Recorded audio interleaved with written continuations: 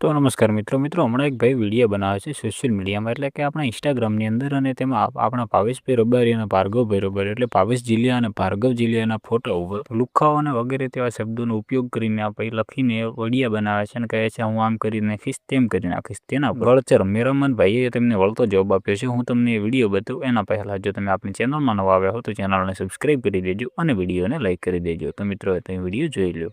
જે આ અમદાવાદનો લુખ્ખો હે આ દાઢી એને હમણાં જ દેસાઈ રબારીઓએ સર્વિસ કરી તો પાછો ભાવેશનું નામ લે ભાવેશ ધુલિયા અમને ભાવેશ ધુલિયા આવર એટલે તારા બાપ છે રબારી તારી માં ઠોકી નાખશું એટલે તું બોલવામાં ધ્યાન રાખજે કે હવે તારું કામ લેવાઈ ગયેલું જ છે બેટા. રબારી સમાજની તું માફી માંગજે અને કે તારી માં ઠોકી નાખશું. સમાજ વિશે ન બોલતો હું આનો ફોટો મૂકું જોજો કે આ માદર ચોથ છે.